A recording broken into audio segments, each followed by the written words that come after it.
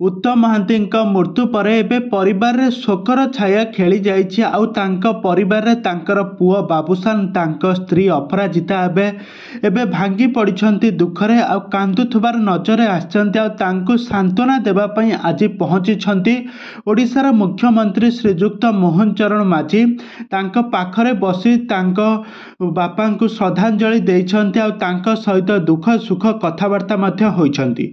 तबे दर्शक बंधु आपण माने समस्ते जानिथिबे हॉलीवुड वरिष्ठ अभिनेता हेउछंती उत्तम महांती। से प्राय 70 दशक प्राय 80 दशक बहुत सारा ओडिया सिनेमा रे अभिनय करी सारा ओडिशार लोक मानक मन को जितबारे सफल होइछंती उत्तम महांती।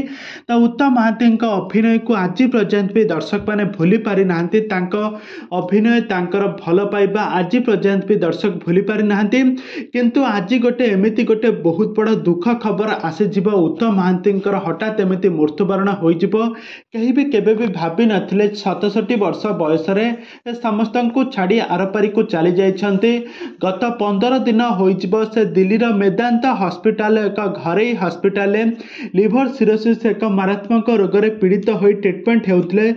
बाबूसान महांती ट्रीटमेंट रो किछि दिन परे से लाइफ आसी जणाइथिले कि कहिथिले कि तांका स्वास्थ्य अवस्था धीरे धीरे रिकवरी हेउची। तांकर लिवर सिरोसिस रोग होइची। लिवर ट्रांसप्लांटेशन हेले संपूर्ण भाव में सुस्थ होइजिबो। किंतु हठात एमिति 2 दिन तले बाबूसान दुख खबर देले कि तांका बापा ए दुनिया रे नाहंती। बाबूसान महांती पाद तलु माटी खसीगला।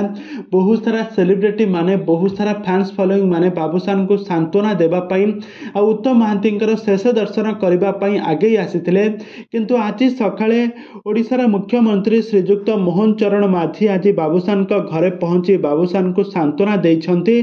तांका सहित अछंती तांका कांधरे हाथ मिसाइछंती आ बाबूसान को सांत्वना देइछंती। कहिछंती तांको बहुत भल भाव में अभिनय करंतु आ आग को बढ़ंतु।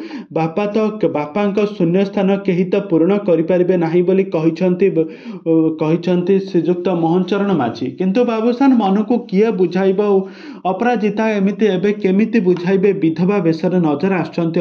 तबे दर्शक बंधु बाबूसान को आपण माने समस्त जानिथिबे बापांको ठारू पादरे पाद मिसाई चालिबा शिखिथिले। हाथ मिसाई पाद बाट चली। किंतु आज जेतेबेले बापा तांकु एकुटिया करी चली जाउछंती बाबूसान मध्य तांका बापांको मुखाग्नि देला बेले भो भो होई कांदुथबार नजर आस्थिले।